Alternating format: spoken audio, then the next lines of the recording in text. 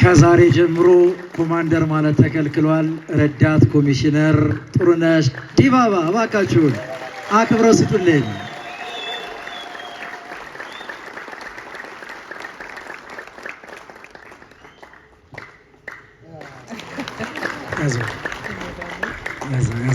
አንዴ ያዝልኝ፣ እሷን ያዙልኝ።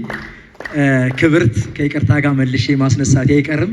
ይሄ ሁሉ ሰው እስኪ እንግዲህ አይናፋሯን ጥሩነሽ ዲባባ ይሄ ሁሉ ሰው መቼም እንደዛ አውርቼላት እውነትም እቺ አይናፋር ናት እንዴ ብላችኋልና ድምጿን ሰምተን ንግግሯን አዳምጠን ምን ተሰማት የሚለውን አጠር ያለ ነገር ተናግራ እናሰናበታታለን። ስለዚህ በክብር እዚህ እንድታመጡልኝ የክብር ዘቦች ጠይቃለሁ።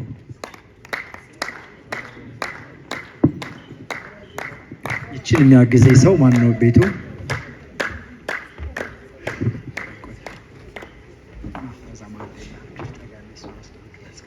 ኮሚሽነር ጀነራል እንዲሁም የአዲስ አበባ ፖሊስ ኮሚሽነር ጀነራል እዚህ የተገኛችሁ ሁላችሁንም ዛሬ የፌዴራል ማረሚያ ቤት ስፖርት ክለብ እና እንኳን ለዚህ ቀን አሁንም አደረሰ ማለት ፈልጋለሁ።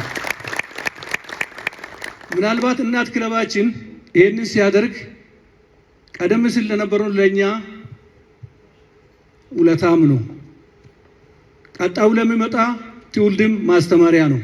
ሁላችሁም እንደኛ ከሰራችሁ ከለፋችሁ ማንንም ሰው እዚህ ደረጃ ማድረስ ይቻላል።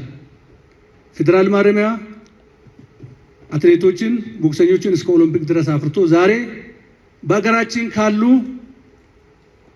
አንጋፋ ክለቦች 80 ዓመት ታሪክ ካላቸው ክለቦች በውጤቱ በአንደኛ ደረጃ በኦሎምፒክ ላይ የሚገኝ ዛሬ 40ኛ ዓመት የሚያከብረው የፌዴራል ማረሚያ ስፖርት ክለብ ነው።